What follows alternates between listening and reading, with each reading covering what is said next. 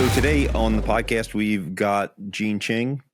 I kind of became aware of Gene as we began the Man-at-Arms Art of War on the El Rey network, which also went out on A&E and Discovery worldwide. And I don't think we knew each other, although it starts to seem like maybe we did know each other because we had a lot of things in common, from both being competitors perhaps on the fencing strip when we were in college to competition as Gene was making swords at the same time that Tony and I were kind of getting started making swords. So want to just kind of step in here and talk about how we first met on Man-at-Arms. It was one of those things. It was a whirlwind kind of thing for all the guys here at Baltimore Knife. And as we went to L.A., and a lot of the experts were brought in for things like martial arts and some of the other things, Gene was the pick. He was editor at Kung Fu Magazine, and I'd love to hear his idea of how he felt as he was brought into the show where we all kind of became Man-at-Arms. But first, let's hear about today's sponsor. We all know that Tony is pretty much off-grid when it comes to playing any type of video game, but the same can't be said about me. However, between my busy schedule of working in a forge and recording a podcast, I need a mobile game that's fun, engaging, and has plenty of content. I'm talking about a game with over 700 unique champions, a super detailed and tactical RPG battle system, incredible graphics, and an intense combination of PvE and PvP content. I'm talking about the hit mobile game Raid Shadow Legends, and there's never been a better time to start playing. As Raid celebrates its 5th anniversary, the studio has gone all out with a plethora of giveaways for new players. Raid has loads of exciting features, many of which have been implemented just in the last year. One of my personal favorites is the live arena mode, where you now get to fight other players in real time, picking and banning champions before diving into a 4v4 fight to the death. But that's just one of the many updates, and there's even more content being added regularly. So new players, click the link in the description or scan the QR code right here, and you will receive up to $100 worth of prizes, epic boss killer Lady Ediza, and exclusive 5th anniversary awards after reaching level 25. Once you're in and crushing your enemies, join my clan, Blacksmith Heroes, and we'll be legends together. So what are you waiting for? Download Raid Shadow Legends today. Now let's get back to today's episode of the Forge and Foundry podcast. That was a wonderful experience working with everybody. I mean, everybody had their fields of expertise, and I love the way we were all sharing information and between takes, the way we were all kind of, I hesitate to say playing with the weapons, but experimenting and exchanging and we talking count about that as playing with weapons. That's okay. Yeah, it was an incredible sharing of cross-cultural views on these different arms. And plus, we got to cut a lot of stuff. I mean, I enjoyed when we had that side of pork, that pig carcass. Right, in season 2. Yep. I mean, that was an amazing thing to cut, and I'd never cut anything like that before. So it was an incredible experience. And then, working with Janney Trejo was amazing because what inspiration that guy is. Yeah, he was a blast. Yep, for sure. Working with Marco Zaror. I had been a fan of Marco's since the very beginning because I had caught wind of his very first films when he was doing Chilean films, and when the showrunner had mentioned Marco, and I was like, no way, Marco Zaror. And he's like, Marco Zaror? I'm like, of course. But it was his was a very niche cinema because it was martial arts cinemas coming out of Chile. And how many films you hear about coming out of Chile. But we've stayed in contact, actually. In fact, I interviewed him again for John Wick 4. He was the villain in John Wick 4. And so it was great to see him, achieve the success he deserves, because he really is a very talented martial artist. Were you, before you were contacted, were you aware of either Tony's version of Man-at-Arms or our Man-at-Arms? Is that a show that was on your radar at all? No, it wasn't actually until the showrunners mentioned it that I quickly did some research. But no, I wasn't familiar at all. I wasn't watching that much web programming back then, to be honest. Right, And, right. So it sort of escaped my. But then, some of my friends knew it, so there you have Right. it. Yeah, I was not completely really aware of the show that much. And then my brother Matt was, commuting kind of back and forth. He was going out to the West Coast and was working with Tony. And then Tony invited him on some episodes of the show. And that's kind of, where it was a beginning for me. I was not really aware of too many of the people that we had as experts on the show, obviously Danny, but and the Rodriguez's, but not really anybody outside of that. And of course, you never know what to expect. And certainly Marco was one of the most fun people, to have encountered kind of period. And so to have spent some time with him, that was really a great time. Is he still down in Chile? Yeah, he's still bouncing back and forth. He did a few Chilean projects before. Actually, one came out right at the same time that John Wick came out. John Wick 4 came out. And he's still working there. He's still, the king of that movie industry, kind of like Tony Jaa was the king of Thai film for a little while because, I can't think of another Chilean film aside from Marco's stuff. He really broke down some barriers and is pushing forward some interesting film. Yeah, I'll be going to Santiago, Chile in early January 2024 to teach some South American blacksmiths how to make armor, which is really interesting in that I don't speak any Spanish. So it'll be fun. Yeah, I could reach out to Marco for you. We're still in contact pretty well. And let me know after this. We can talk, and I'll see if. Yeah, I think that would be a great idea if he's available. I think he and Tony would really hit it off, and he definitely had a thirst for some understanding of how the weapons are created, because I think that was like something that kind of locked in his mind of how do we create, how these things are created affects the way that they're used. I think certainly you have a pretty good understanding of that. A lot of martial artists are very removed from, how the weapons are actually move and the specifics of how they would be if they were a weapon rather than a prop, used in martial arts. So yeah, that's very unfortunate. I feel like Marco had a thirst for that, like he really wanted to understand definitely the part of how it was being made as much, because he and I talked a fair amount about things like that. So Gene, I could see him really be fascinated with the armor end of it and meeting Tony, because I know that he enjoyed his time on Man at Arms, and so I'm sure he'd like to meet Tony to kind of see where it all started, because it really started, with Tony. Well, we'll try to hook that up. Yeah, there was. I remember I was working on some production with the Swordmaster, the stunt coordinator from Conan, and he came in and saw the weapons that I made and assumed that I was an expert in the use of the weapons as well as making them, which I'm not. I don't claim to have any knowledge of that, but so that was the first Conan movie, right? Conan 80. Yeah, Conan the Barbarian. Right. I can't remember the name of that Swordmaster. But yeah, he was a very significant person. Yeah. It's kind of wild. Some of the people I've interacted with, Bob Anderson, this guy. Oh, really? Yeah. Bob I worked with on a half dozen films, but he came in one time, I'm all covered in crap, and he turns to his assistant and he goes, "Yeah, he reminds you of Clancy, doesn't he?" And I'm like, "Clancy? What a girly name." And he goes, "No, Clancy Brown." I'm like, "Yeah, the Kurgan." I'm from Highlanders, so, I'm like, sweating and covered in grime, and all right, I'll take that. I can be a Kurgan. That's villains of the era, man. Yeah. The head armorer, so American Fencing Supply was predominantly a fencing supply company.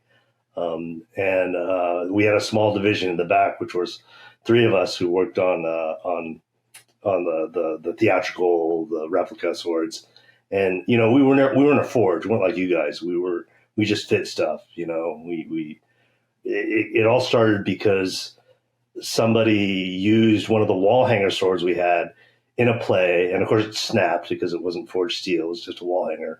And a piece flew out in the orchestra pit and scratched some dude's violin. And there was this big to do about it because we warned everybody, don't use these swords.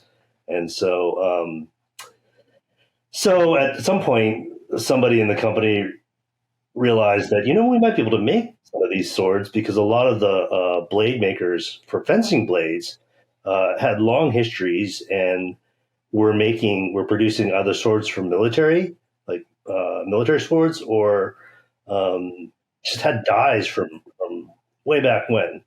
And so we started buying up blades blades from them, and sort of using the fencing motif of having everything screwed together, because our primary market back then was Shakespearean theater. That way, so if the piece broke, we could FedEx them, a new piece, and they could just screw it back together.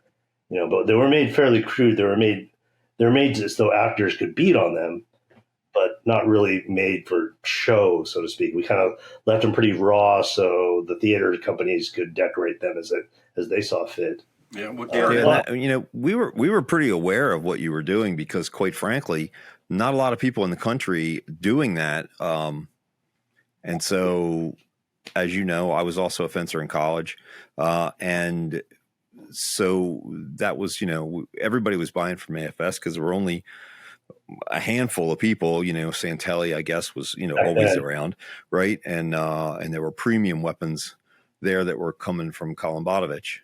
Right. At Excalibur, but certainly what you guys were doing, you may have felt like you were a tiny little thing with a couple of guys, but there weren't a lot of options in the country.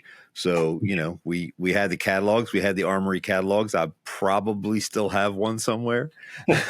And that was kind of the basis of some of what we were building was, hey, what are these guys making? Let's make sure that we're making something in that, what are the prices? What are they getting? I mean, it was definitely something that we were aware of, even here all the way on the East Coast. I don't know if Tony was, obviously he was somewhat aware because he had weapons from that period. So do you know, we're all basically the same age. Even though you look younger than us, we're pretty much all the same age. What were the years that you were there? At AFS? See. I started at AFS in 1986. No, take that back. 88, 1988. Okay, right after I started work. Yeah, then I was there through the maybe early 90s. I was kind of, because what happened was I was working there full time when I got out of college, and then at a certain point I started teaching, and that was taking up more of my time. Right. So I slowly kind of decreased my hours there, and there was a point where I was only coming in like 1 hour, 1 day a week, and right. And teaching, are we talking martial arts? What were you teaching? I was teaching Kung Fu. Yeah. Okay. All right. Good. And a little fencing. Not that much, actually. I did get my degree in I got my Provost Master in fencing. That was late 80s too. Right. And so I taught just a little bit. The problem with teaching fencing is you gotta, for beginning classes, you gotta bring a lot of gear. Oh yeah. Right. Because nobody has anything. Yeah. Nobody has anything, right? So jackets, masks, gloves, and weapons. And if you're teaching, a dozen people, that's a lot of gear to haul around. And so I did a couple gigs doing that, and then I kind of stuck with the Kung Fu because that was just there was a school I was teaching under. A master I was teaching under, and we had all the weapons we needed. And when you were fencing, I think, and we just kind of touched on this, I think the last episode when we were recording together, you were at a Division I school, weren't you? You're NCAA? Right. Yeah. Where were you? San Jose State University. My coach was Michael DeSaro, the great Michael DeSaro. In fact, there's a documentary out on him. I have a little cameo on it called Stro, because we always called him Stro. You call a fencing master a maestro. Right, right. But Michael DeSaro was Stro because, he was a Brooklyn gangbanger who found fencing and channeled his gangbanging energy into fencing and became one of the greatest fencers that the nation produced at that time. So, and what years were you in competition when you were in school? So let's see. I started college in 1982. I graduated in 1986, but we actually lost the team a year prior. So it would be 82 to 80. Right. And so I was at Oral Roberts University, actually, which is a Division I school, and the closest school for us was actually a very strong fencing school, which was Oklahoma City University. And Oklahoma City had a great team, and they had ringers. They had guys who that's all they had done their whole life. They were not particularly academic. They were fencers who had been in fencing classes their entire lives. And our entire team was formed of walk-ons. So it was a little difficult for us.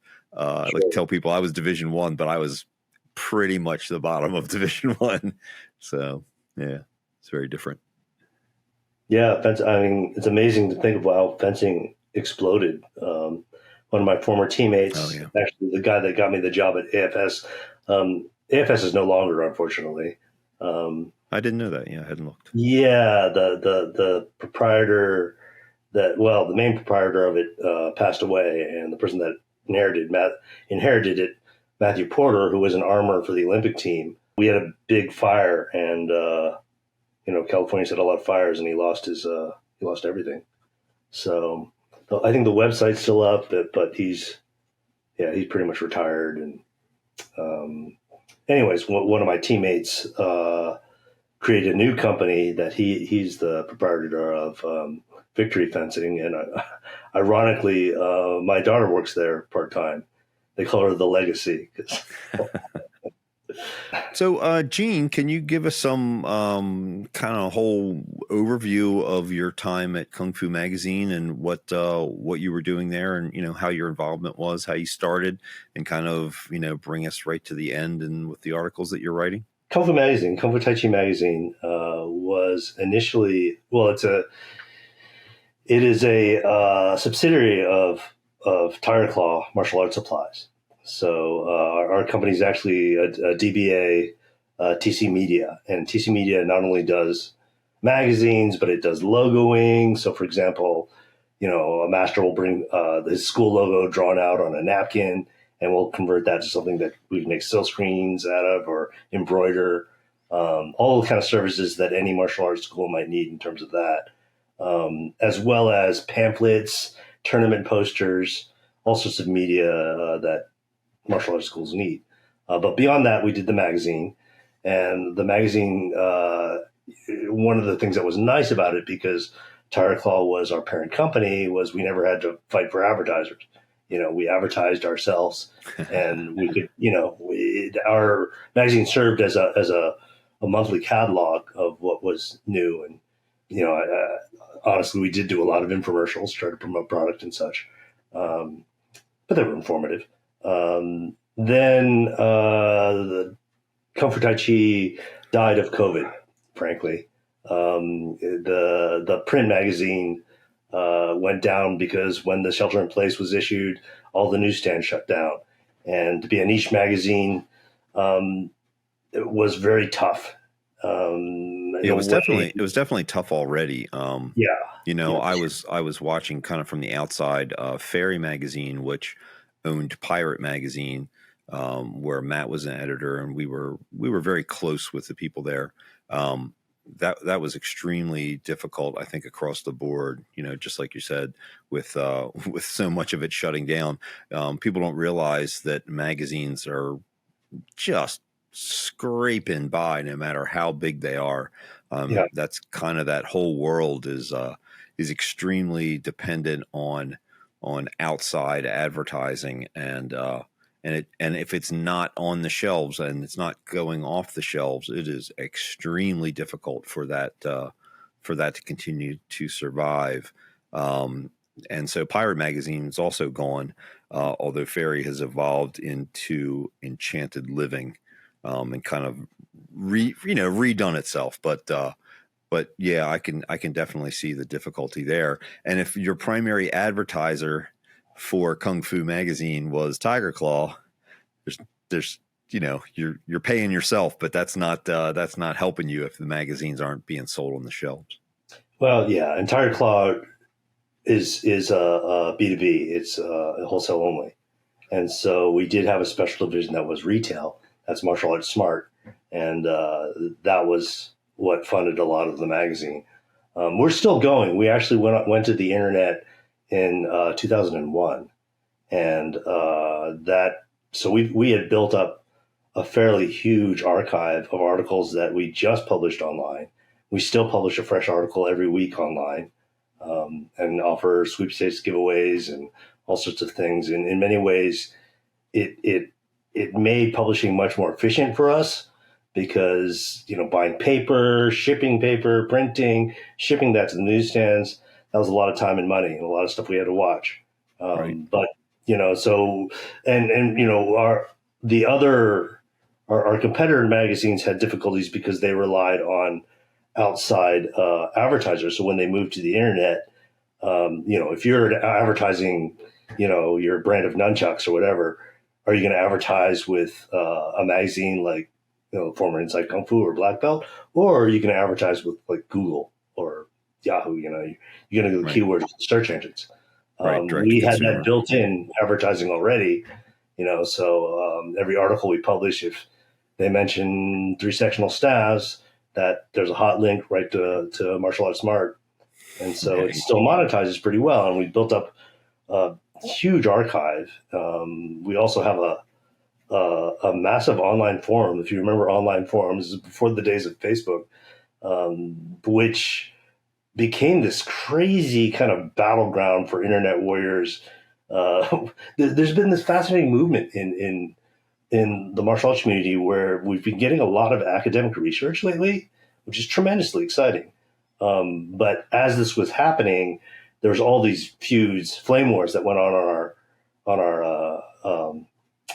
forum, which was, I had to corral all that. But it all still exists, it's all still there. And the one thing that's interesting about it versus Facebook is it's a searchable database. Most social medias, you can't search. You can, look at right. hashtags. They don't want an outside source to search Right. and pull clients. Yeah. Whereas we're happy, search us as much as you want. There's a lot of data in that forum. I was plugging news articles. I've been plugging news articles into that forum for over 20 years. And, it's a fascinating resource. I kind of built it that way so that, it's a good reference. And so, if you search for anything obscure in the martial arts, some unique, particularly in the Chinese realm, some unique style, like, I don't know, Baji Tuan or something, you'll find us pop up in the search engines pretty quickly. Great. So that's nice, and, but since that happening, I went part-time. I'm still writing and managing the websites and their social media, but now I'm working, my main job is for YMAA Publication Center, which is a martial arts video and book publisher. And then I'm doing some other stuff for, when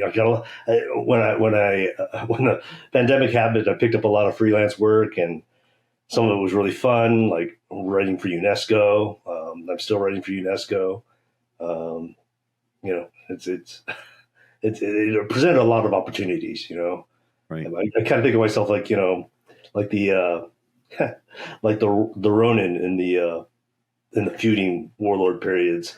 There's a lot of places that a hired sword rider can ply my trade. So Right. And kind of stepping on that reference, I know that you're pretty widely traveled. Can we talk about, like, your travel and your time? You spent some time in China, right? Oh yeah. So my style of kung fu is Shaolin Kung Fu, and in 1995 they celebrated the 1500th anniversary of Shaolin, and that just sounded like such an event that I had to go, and it changed my life going to that temple. I mean, that's when I really started. I'd been writing a little bit before then, but I was one of the first Westerners to kind of go into Shaolin. and report on what was going on there. And so I went back several times, and I trained. I discipled under a particular monk there. So I'm a layman disciple of Shaolin Temple. The abbot of Shaolin just came through. That they're doing this major global promotion for the Shaolin Games, which is like this tournament system that's going to happen on 6 continents, and each continent produces 7 champions that then next year will go on to compete at Shaolin Temple. Probably they haven't really determined the space, but I'm pretty sure it's going to be Shaolin Temple. They're also doing a ranking thing, so a lot happening with Shaolin Temple. But for me, I mean, it was just such a crazy odyssey. Shaolin Temple is not only the symbolic cradle of Kung Fu, but it's also the beginning of Zen Buddhism, right? So the same historical figure, Bodhidharma, that's credited as the first patriarch of Zen, they call it Chan in Chinese, is also credited as the founder of Kung Fu. The way the myth goes, and this is apocryphal now, those scholarly reports I was telling you about kind of prove that it's not to be, but like so many legends, right? Anyway, he develops Shaolin Kung Fu because the monks are too weak to sustain prolonged meditation. And so from then, I don't know. I mean, it became like a crazy. To me, every time I'm kind of just coming off of this because it was last week I was with the abbot. It's always like a Zen koan.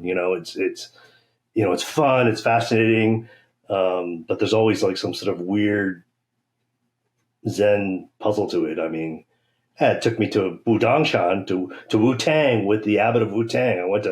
I went with Riza to Wu Tang is the name of a mountain. Wudangshan, Shan means mountain, and that's where Tai Chi allegedly originated.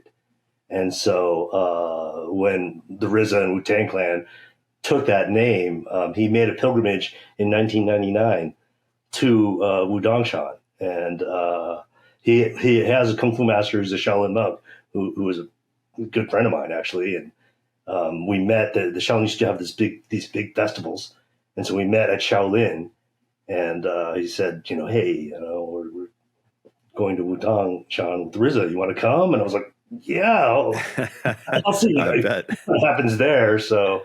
It was fascinating actually. The one that got away was we were on Wudang Mountain, and there's this temple that's way up on the top of the mountain. There's so many temples on that mountain; they're all spread out, but there's this one particular one, and we're climbing up to the mountain, and Rizza just starts free rapping everything he sees, and it was just, man, if I only had a tape recorder, because it was just amazing, That guy's mind is just sharp as a razor, and he was making observations, and I was right next to him, so I was seeing the same stuff as he was describing it, and all in rhyme, all in time. I was like, man, how do you even think like that so fast? But, I mean, the martial world's a fascinating place. One of the things I really like about it is, one of the things I really love about it is that it really cuts across so many genres. I mean, I recently there was a book that came out last year. It was this year actually. That was written posthumously for Lou Reed, because Lou Reed was a very avid Tai Chi practitioner. Huh, I had no idea. It was actually included. Do I have a copy right here? No, I don't. It's probably in the other room. Here it is. I have it. Yeah. Yeah, it came out last year. Lou Reed's Art of the Straight Line, My Tai Chi. And he was working on this book just before he passed away. And actually, one of the last things he did before he died was recite his Tai Chi. He was into it, And I remember, Lou Reed has this reputation of being kind of an asshole, right? He's really rough on reporters. Right. And I knew this. My boss at Kung Fu Magazine didn't really know who Lou Reed was at the time. I'm not sure she ever really understood the impact of who Lou Reed was. And so I was, we go out to this interview, and And he had just put out this DVD through YMAA, actually, where he had done this kind of thing they called Flipper Vision. They had taken like 300 some odd black and white portraits of his master and doing this form. And then they kind of did it like a, like one of the, like an old school, yeah. And then he wrote the soundtrack to it. In any case, I watched the DVD and I kind of let it slip that I didn't really watch the whole thing, because I didn't. I just watched that part, a little bit of it, just to get a taste. And Luke got all kind of pissed off, like, "Oh, you didn't watch it. Oh, you didn't watch it." And I was like, "Oh man, I just messed up, And then I talked about that Flipper Vision. They call it Flipper Vision. I talked about that part. I said, Flipper Vision, that was art. That was something you could put in a gallery and just have it run. And he looked at me dead in the eyes and was like, "You get it." And after that, we were the best buddies. He would always invite us whenever he came through town. He would get us a box or, front row seats. He would get us backstage passes. And I remember one time when he was playing this small venue in, where is it? Menlo Park, I think. Anyway, it was a small venue. It was just him and Rob Wasserman's a bass player, standing bass player.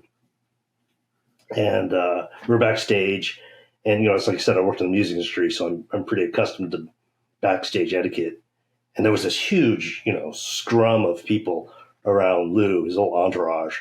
And me and my boss were sitting there, and she really didn't have a sense of, as GGO, she didn't really have a sense of what backstage is like. Because sometimes it can be super intense, depending on, the personality, the celebrities. And at a certain point, Lou spots us, chases off his whole entourage, comes right, pulls up a chair, sits down right in front of us, and like, it's good to see you guys, and let's talk some Tai Chi. And I think, he had such love for Tai Chi, but he didn't get to talk about it because people always wanted to talk about his music. Right. And of course, we always wanted to talk about Tai Chi. So he always went the extra step to accommodate us, which was really wonderful. Really, and I'm still in contact with Laurie Anderson, his wife, and we still. I have a little essay in that book that she asked me to do because of my relationship with Lou and everything. But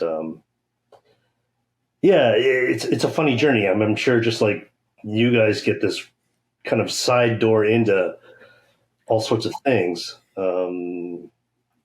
Likewise, who does that? The martial world does that in the same way. One of the first knife shows I did, you remember that skit from like Dr. D'Amato of Taekwondo Leap, boot to the head? Boot to the head. Boot to the head. Yeah, so I'm at a table at a knife show in Pasadena. I don't do knife shows anymore, but I had a table there. And I had a Conan sword that Jody Sampson had worked on that we made, together for Planet Hollywood. So I had it on display. And this guy walks up, and there's signs all over, "Don't touch." And he picks up the sword and starts swinging it around, almost decapitates someone in the aisle. And in my mind, I'm like going, "Boot to the head, Taekwondo Leap, you too shall be honored." And the girl working my booth her jaw is dropped. She's freaking out. It was David Carradine. So for your Shaolin tie-in with the Kung Fu. I didn't recognize him. All I could think of is boot to the head. So, yeah, I don't know. Yeah, he was an interesting interview. I interviewed him a few times, met him a few times. Interesting character. I think, he was kind of vilified by the martial arts community because he wasn't really a martial artist. He was a dancer, and an actor. And that series was so groundbreaking. In fact, he met with Shaolin Temple's abbot, and he remembers that story. It's one he tells a lot because he thinks, at least here in America, because he thinks, we all know that Kung Fu series, and which is true of our generation, of course, but, kids today don't really know, and it's just as well. But it was a really groundbreaking, the script writing, groundbreaking show, and the martial arts were very weak until I think it was season 3 when they had a decent choreographer and they did some nice stuff. But the martial arts community in general rejected David Carradine, which was, I think, hard on him psychologically. And so he was very defensive about that topic. And he did like a Tai Chi video and a martial arts like kickbox, like exercising, jazzercise kind of video. And, they were terrible. They were really bad. Like he filmed them outside like some Japanese restaurant for the I don't know, for atmosphere. And then he had like 2 guys and 2 girls behind him, and they were literally dressed in like Klingon costumes with big flared shoulders and like it was the 70s. I mean, it was the 70s, right? Yeah, but I mean, actually, I think his instructional stuff came out later. But yeah, I feel like at least for me, from my memory, that show kind of even predates the whole ninja obsession. Oh yeah, that we see, which is like late 70s, early 80s. Right, right. I feel like that show's really, that's much earlier. It was super groundbreaking. Yeah. So I mean, we actually kind of parsed time in the martial world. The 70s was all about kung fu, because not only did you have the kung fu TV show, that's also the time period of Bruce Lee and the sort of the onslaught of Shaw Brothers and Golden Harvest. The 80s was the ninja time, I mean, that's when you have the Ninja Turtles come to power, all those Sho Kosugi ninja films. Right, right. I can remember a change in that mentality for what we would see on, Saturdays, Kung Fu Action Theater, when they changed the name of the 5 Deadly Poisons to the 5 Deadly Ninjas. Yeah. And it was released as the 5 Deadly Ninjas, and that's how it was shown. It was like, well, wait a minute. Well, I mean, there was a whole bunch of ninja films made from Chinese producers. It was Godfrey Ho was a director of American Ninja, 1 through 5 or something. Oh no! This is no, I know. I'm saying the American Ninja stuff, but I mean, Godfrey Ho made movies where he actually took chunks from his other movies and spliced them together to make a new movie. Yeah, cheesy stuff. Ninjas on roller skates, that kind of stuff. But I mean, I love that era. Ninjas. Something about ninjas really speak to me. Right, and then you get into the 80s where you get or the 90s, you get like the Taibo, the martial arts jazzercise thing gets really big. And then after that, you start getting to the MMA years. Yeah. And now we're kind of drifting. I mean, of course, MMA is still strong. All these things are still strong. But we haven't really seen a new martial trend of significance. There does seem to be a lot of Asian influence now in media. We're seeing much better choreography in general in TV series and in movies. And, streaming companies like Netflix have done great work in bringing over Asian products. I mean, Netflix has been killing it with the Korean stuff. And the Korean martial arts movies are fantastic. They're doing some really amazing films, not just in terms of choreography, but in terms of storyline and ideas. It's really fresh. But it's all well, I was going to say it's mostly, and I take that back. I was going to say it's mostly like Chinese or Japanese based, but that's not really true. There's a lot of Korean, like ancient medieval Korean movies that are coming out, and, so it's an exciting time really for martial arts. I'm not sure how much of that is trickling to you guys, since, I mean, both of you are predominantly Western weapon makers, right? European stuff. I would say for the most part, we do a little bit of kind of a mix. We're actually about to do a bunch of we're going to do a production run of those bronze cast swords like we did for Man at Arms. Oh, no way! Yeah. We actually just brought the masters back in the shop to set up and start pouring some bronze swords. but it's just one of those things where it's, our market will pick up a little bit of that. You know what I mean? Like if we do in, 10s and 20s, as far as, production quantity, but I don't know if there's a depth of interest for purchasing things that are more expensive. And, we make a line of katanas, but they are, I like to call them katana-like. It's that sword-like object, joke. What we make for a katana is something that has to hold up on stage more than it has to be visually, very close. So it's a pretty far departure, because if you're looking at, Chinese broadswords would hold up better, but like the Japanese type of construction, which works great against soft targets like people, that does not work good against a hard target of another sword or a shield or, anything where you're really beating the hell out of it. It is the wrong thing for that. Whereas, honestly, a Chinese broadsword is a pretty robust weapon, but it is also very much like the European falchion, which is, a pretty close type of weapon. The only way to make those things work and act like like their real medieval counterpart is to make them lethal, which if we're trying to do stage work, that's a little more difficult in steel, because those things could become very thin out on the edge, and there's really no way to make that without making it kind of a lethal weapon, without going the direction that we do a little of and Tony does a lot of, which is the aluminum. Where with the aluminum, you can get it very, very close to the original form, and it doesn't have enough mass to cause injury without intention. There's aluminum blades. I mean, aluminum weapons they definitely could be used for a sword purpose, but they lack the mass, which makes them easier to control on stage. I thought aluminum didn't hold an edge very well. No, they don't hold an edge either. Well, they wouldn't hold an edge very well, but versus a person, they would do just fine. Oh, good point. Yeah. I got to tell you, when you did that bronze gen for Men at Arms, Art of War, that was such an education to me, because I've seen so many bronze gen in museums, but in museums they're never polished, they're never finished.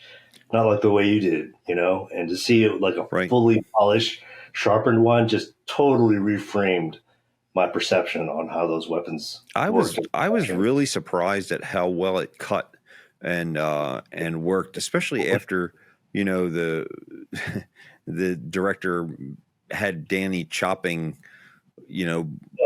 plaster and porcelain targets and stuff with it. I was amazed at its ability to hold an edge beyond that. But I can tell you that just this year for Halloween, we just did a video where we were chopping a whole bunch of pumpkins and stuff. And I was very surprised, after having seen how well it cut for other things, that the pumpkin skin actually kind of completely rejected that edge, and it was wicked sharp. Whereas, the steel swords would go through it like they weren't even there. I kind of expected the bronze to do the same. And then one of the other guys, Rick, who works here, who was one of the primary people making that sword with me, really that was kind of his thing. He was really into the bronze weapons. Couldn't get it to cut, and I was kind of like, "Come on, man!" And I went in to take some cuts with it, and just couldn't cut it at all. I was really surprised, because both the sword, and I don't know if you remember the spear that we did, that spear, man, those things were really, really wicked for what we cut for Man at Arms and what we were doing with those tests. But for some reason, I don't know, something about bronze and pumpkins, it just wouldn't work out, and we ended up bending that sword, so I had to straighten it and clean it. But it's still in very good shape. But we have the original wood from that, and that's what we're going to be casting over the next couple of weeks. I think we're probably going to make maybe as many as 10. We'll see. Casting them in silicon bronze, or what's your alloy? We've been casting in Evidor, which is, silicon bronze, as you know, but we do have some pure copper and some tin. So we may do a historical, which will actually hold a better edge than the Evidor. But as you and I know, the Evidor cast, it's wonderful to cast.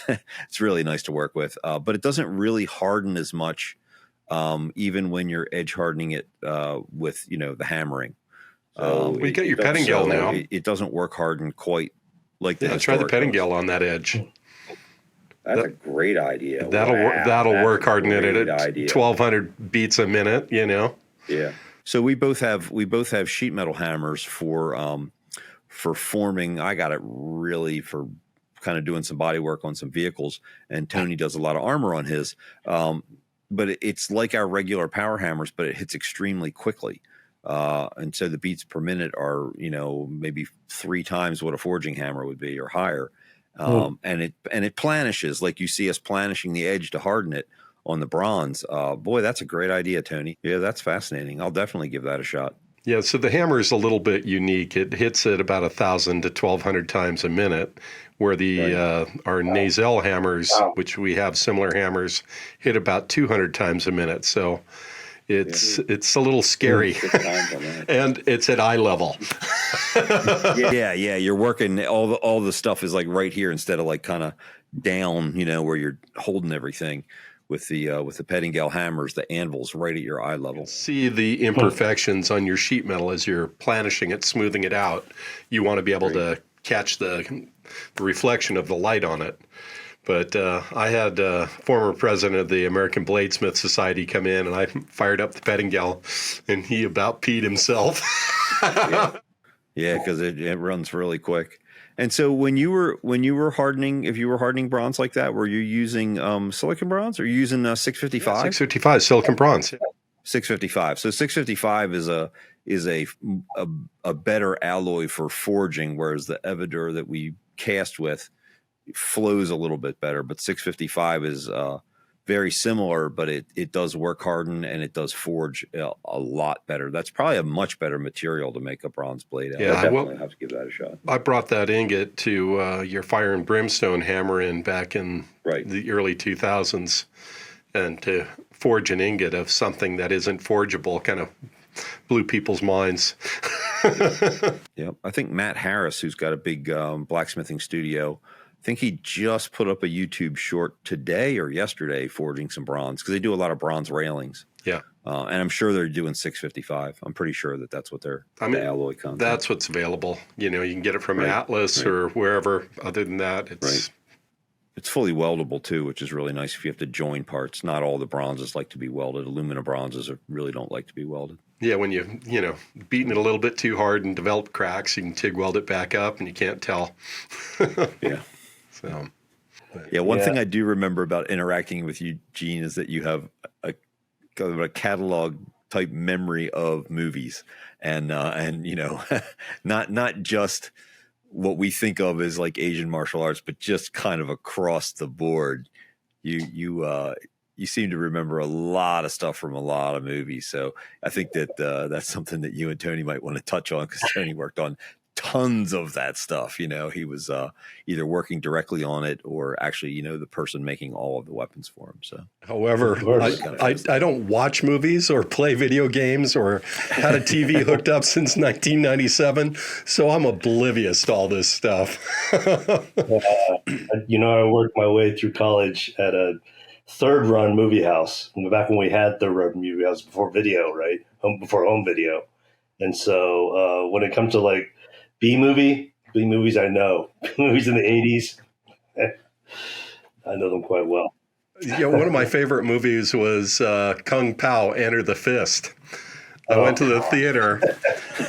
There were 6 people in the theater, myself and my date and 4 other people. The other 2 couples left.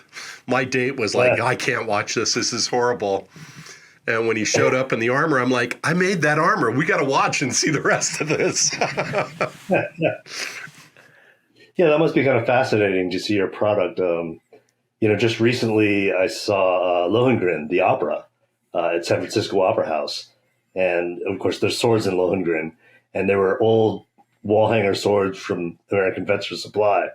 And so, it was, which stands to reason. I remember we did a lot of swords for them back in the day. And I'm always...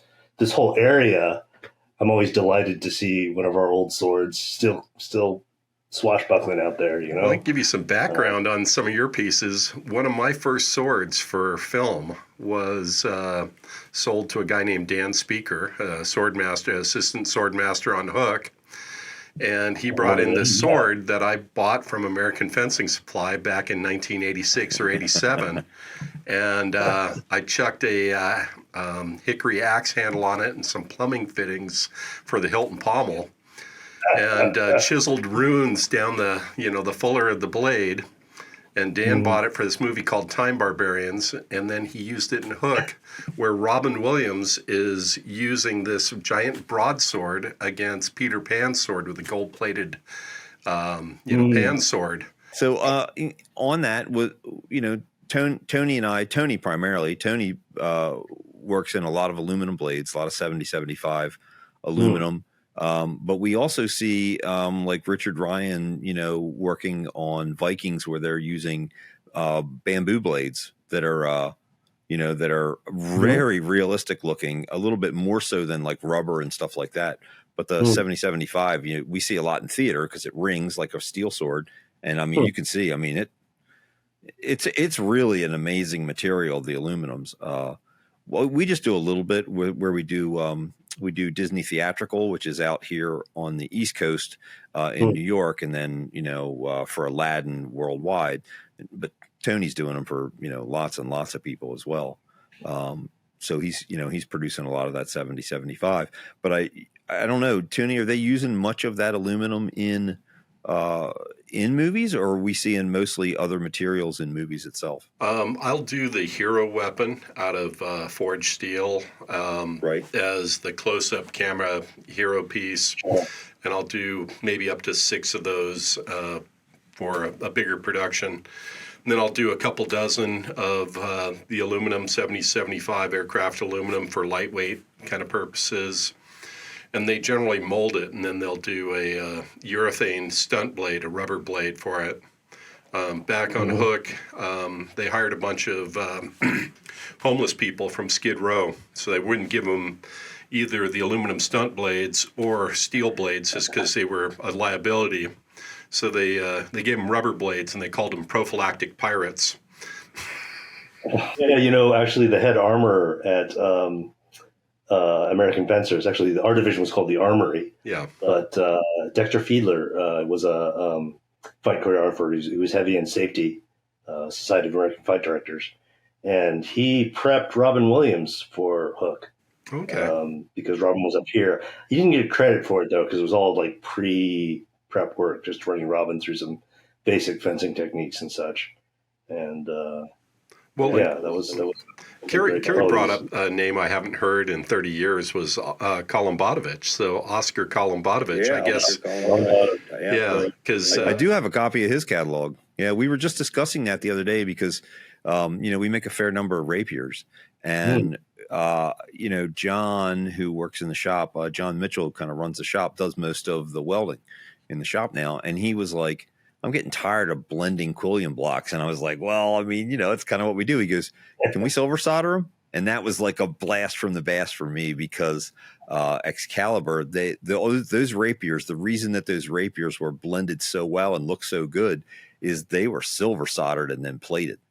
So they were fantastic for a period of time, but we also used them competitively. We were doing a lot of rapier and dagger competitions up and down the East Coast with the English Civil War Society of America. And there are a lot of 17th century sites here up and down the East Coast, that were forts and things like that, early settlements. And so that was a thing that was pretty popular here. But those swords, while by far the best looking and quite frankly the most expensive, they only lasted so long because the silver solder lines would break. They would have been fine as an actual weapon, but for something that you were beating on repeatedly, the silver joints would break. But it was just kind of interesting that John would say, hey, is there a way we can silver solder these or braze them so that we don't have, these welds these TIG welds to clean up to make a nice pretty piece. And it was just really funny that it just flashed me right back to Oscar's work back then, who I never met him. But I had a very famous fencer working with me in my shop who taught me quite a bit as a young man in my 20s and 30s, named Roland Womack, who at, I think, 19 years old went for the internationals in Paris and won everything, beat everybody.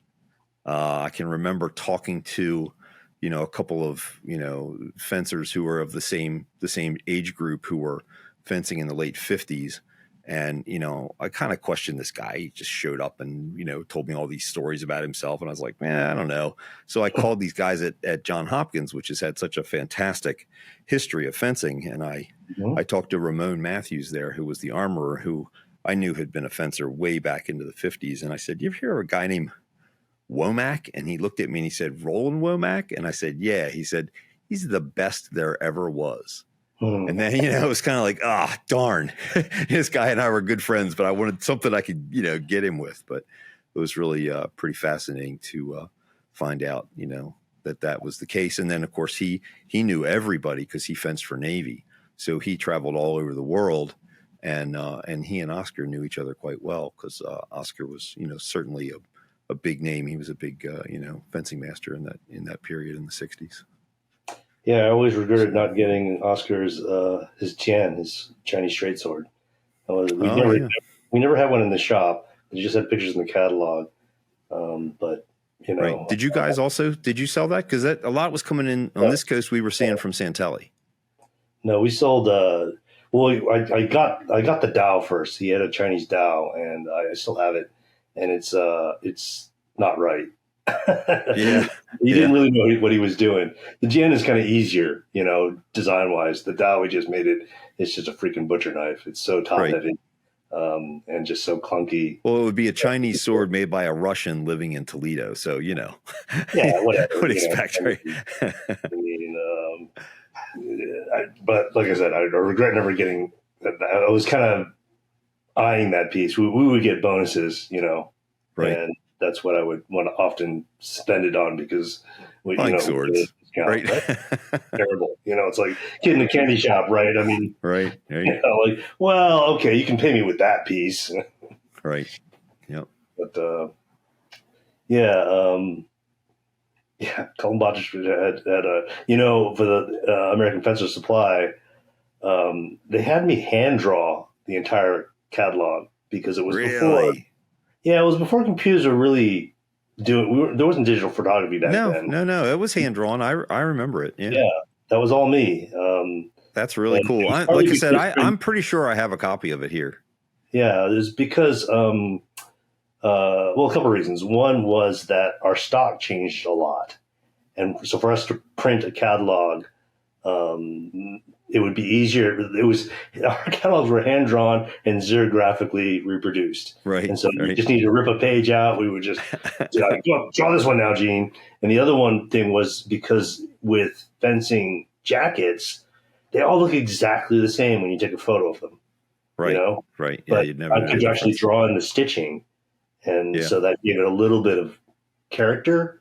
We had those absolutely terrible, like stretchy nylon ones. Oh, they were absolutely awful. Sold a lot of those, man. Yep.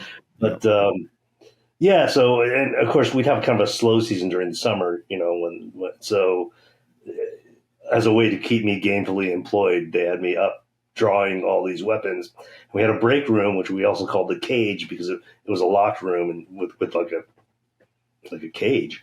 To get into the door, and that's where we kept all of Oscar's stuff. So I sat in a room with all of Oscar's stuff on wall racks, drawing weapons for several summers, actually.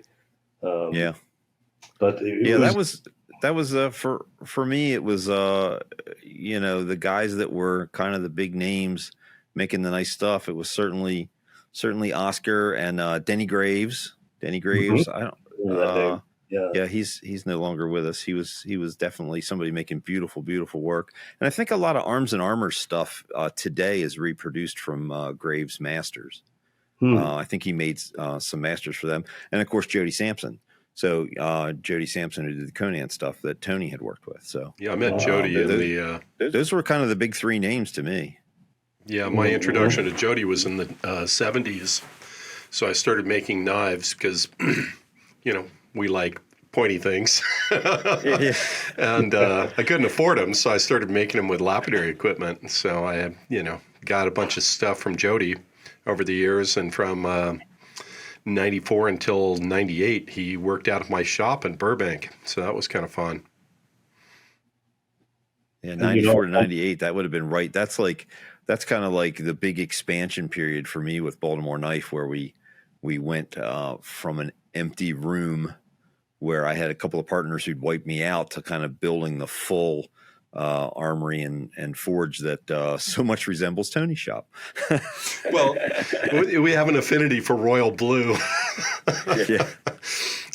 So when Matt came out for a visit, he walks into my workshop and he sees a blue anvil and grinders and everything, and it's all the same exact hue of color that his brother, that Kerry, has in his shop. Mm-hmm. And he thought I was pranking him. Yeah, he thought he was being pranked. Yep, pretty funny. I find it fascinating that both you gentlemen just kind of started pursuing this as a hobby, I guess, and now you've built these. Yeah, I think it was a little different. I think from the beginning, probably Tony was probably a little more serious than me. I had a brother who's 3 years older than me, and his best friend and he and I kind of formed a company that was reenactor supply, doing all kinds of different periods, because the other guy was, he's doing Civil War and Rev War. Rev War was really big in those days. So Rev War, Civil War, and World War II was a thing. And so we had an ATF license to remanufacture machine guns, which we made into blank firing stuff. So we were kind of in all different stuff. And I wasn't really very focused, but that was, I'd come off of literally like a couple years of living and breathing, fencing, which we thought of as sword fighting, obviously. Mm-hmm. And so that was the part of it where I had a lot of interest. And so we started with Renaissance festivals, and it kind of rolled from there. But Tony was really working on, in his own shop. Well, I was working out of my mom's garage, cutting. That still counts as your own shop. It was my own shop. You didn't have a couple of partners that were steering different directions, It was all my own direction, and I just fell into stuff. I was cutting gemstones professionally at a shop near LAX, which is 25 miles away. I don't drive. I've never driven, so I would roller skate to work and back. So I'd be doing 250 miles a week skating to work. And after that job ended, I started working at a machine shop making machines to cut gemstones, lapidary equipment. And the parking lot adjoining mine was a company called Prop Masters. And Henry at Prop Masters, who owned the company, I would come in and I'd show him knives or jewelry or armor that I'd made. And in 1987, he had me bid on 7 sculptures for Disney World. So I made those and made a lot of noise and got kicked out of my mom's garage because of, noise problems. Got a retail shop with Alex Collins, who was Jody Sampson's former roommate when they were working with Cooper, with George Cooper in Burbank. And Jody had moved up to Benchmade Knives up to Oregon. So Alex and I had this shop together. And then I started doing armor for Michael Jackson, and the people I'd worked with before had referred me for work for making the swords and the hook for the movie Hook.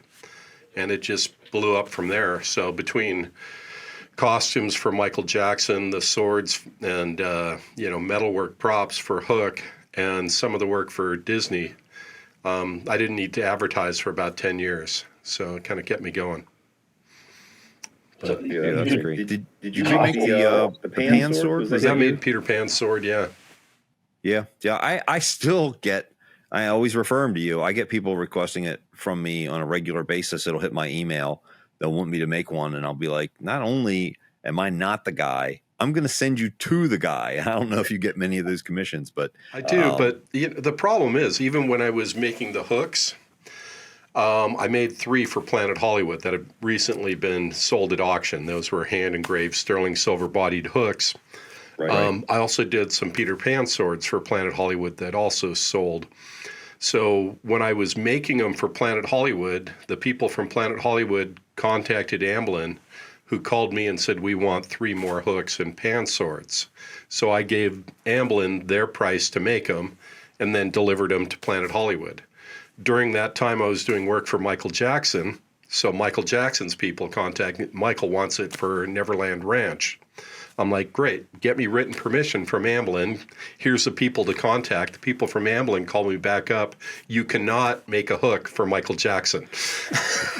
So when you send me a referral for, Peter Pan's sword, sure, I'm going to send them to the people like, when any of the stuff we make for Man-at-Arms, right, knocking off everyone's IP. Yeah.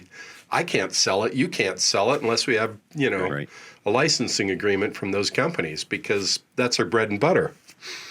So, I tell the people, I'm like, yeah, contact Ubisoft or, Nintendo, yeah, or, whoever you're dealing with. And they're like, well, who do we call? And I'm like, that's not you've got to do the legwork. Right. You come in with a written permission, and then I'll discuss costs and delivery. But I'm generally not interested in doing that. Wow, that's interesting. I never thought about that angle, but it makes perfect sense. Yeah, I mean, that was the weird thing for me. One of the main reasons I dropped Man-at-Arms is I committed to doing 6 seasons of 6 weapons, none of which I had any control of the intellectual property on it. So I made the weapons and offset some of the production costs of making it, got huge notoriety. I mean, took a helicopter to the top of Mount Cook in New Zealand to make snow angels. And the glacier tour guide looks at me and he goes, I know you, you're a blacksmith. I've seen your show. It's like, wow, 10,000 miles across the world on top of a mountain making snow angels, and you get recognized from it. So the notoriety was cool, but, I can't sell any of the pieces because, how do I sell the Master Sword from Nintendo, without jeopardizing further work from, right, Nintendo in the long run. Yeah, sure. And that's kind of how it was with us for, especially with like things that we make for Games Workshop, where we make all the trophies for them. We're making, their presentation trophies, and even sending them back to the, overseas to the main company. But we can't use any of that stuff for clients unless you make pretty significant alterations, and you have to not be upsetting that client. It's pretty important. Like we are going to be making a production run of what is close to Alucard's heirloom sword from Castlevania, but it is not going to be the same sword. And there are plenty of people who are like, can't you just make me that exact sword? And it's like, no, I really can't. It's not, we didn't work directly with Netflix on that production. But, it makes no sense for what really doesn't amount to a lot of money when it comes down to, the production versus the cost of what it takes us to, produce something custom like that, versus the possible, alienating a client or taking other people's intellectual property. It's not just a financial thing. It's a bit of a moral thing. And a thing for us is, pride in artists. So, sure. I'm lucky in that we're producing a lot of things that we design, as well. And certainly there are some products that we make for Disney that are our designs, that were already available when they decided they wanted to use them for some of their productions. But we certainly don't tout it as the same thing that you can see on stage in Aladdin, because it's not right. And Tony's, in the same situation. It's not only are we not going to jeopardize our future, but we know that it's not right as well. So, we really try and stay away from all that kind of stuff. And it can be quite difficult, especially when we were doing some work for doing some League of Legends. And so we were doing some stuff for Riot.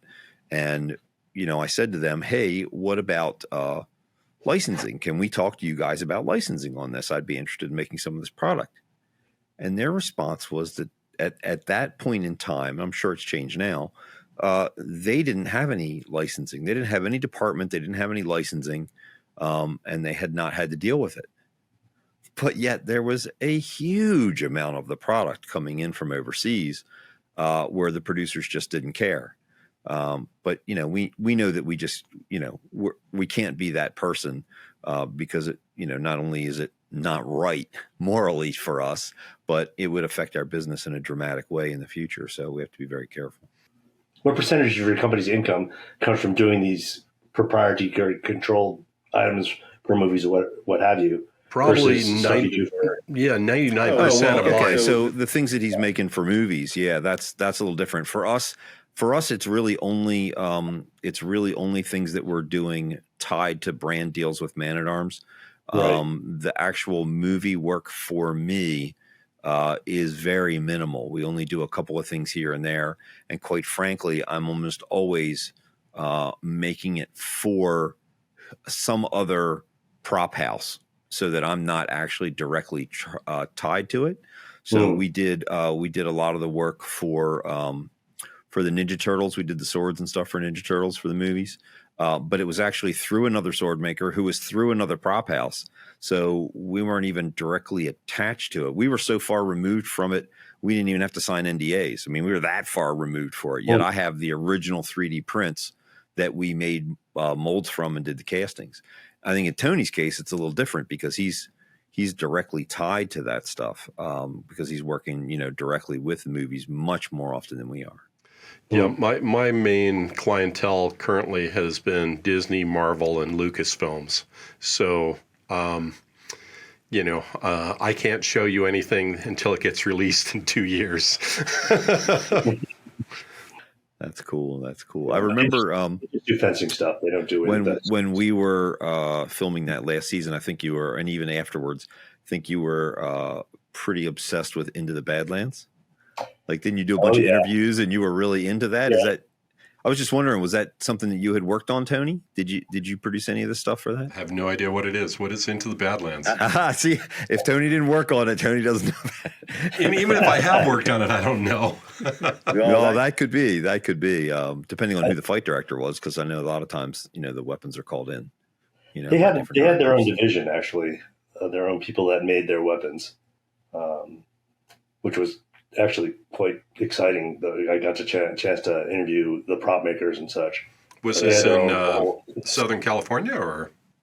Oh no, they were filming in Dublin, just outside of Dublin. Oh, see, I didn't know that. It was an AMC production, and it was when Walking Dead was like at the height, and so AMC had a lot of money, and Into the Badlands was their attempt to do something that met the martial genre the same way that Walking Dead met the horror genre, or service the horror genre. And it was a great show choreographically. They were doing some amazing stuff, but it just, I think it went 3 seasons maybe. And then they pulled the plug because it was just such so top heavy. You know, they were spending a lot of money on this. It was a big production. It's beautiful. It shows. It's worth your time to check out if you if you want to watch some great fight scenes in this fantasy world. I mean, one of the things I really respect about it too was that it was original. You know, unlike so many of these the content we see now, which is coming from comic books or YA novels or what have you. Into the Badlands was just its own thing. So, right. No, yeah, you know, ironically, I just ran into Andy Ching, who was one of the choreographers for that. He was one of the protege of he was one of Jackie Chan's stunt guys, and he's gone on to do some of his own fight choreography. He's done a bunch of stuff. Like, I think the last thing he did was this thing called Knights of the Zodiac, which was a very famous anime that just got converted to live action. I did see that. That was pretty horrible. The fights are good, though. The fights are good. Yeah, I was looking at the armor and just like, oh my God, so lame. Yeah, it was a deep fantasy, you know. As long as they didn't have V-neck breastplates. Yeah. As long as there's no V-neck breastplates. Show off that cleavage, man. Well, Gene, it's been really great having you here on the show. Is there anything that you'd like us to kind of take home, thoughts, or anything that you're involved in that we should be looking for? Well, for the martial arts people listening, keep practicing. in terms of looking for, I mean, I'm on social media, so you can find me under Gene Ching for LinkedIn and Facebook and Twitter. I'm pretty easy to find, and everything I do in terms of all the different freelance jobs, plus what I write for Kung Fu Magazine and what I write for YMNA, all that stuff I'll post because I'm a shameless self-promoter when it comes to social media. So just follow me there. Give me a like. I'll do likewise. All right. That sounds great. And we'll definitely put all of your information in the links where people will be able to look at what you're doing. They'll also be able to follow, the individual things that I'm doing with Baltimore Knife and Tony with Sword and Stone. And we look forward to having you back at some point in time, because it's definitely it's kind of neat because the time period's the same. We're kind of creating a lot of the same stuff, and it's really kind of fascinating to get your take on it. It's been an honor. It's been an honor talking to you, gentlemen.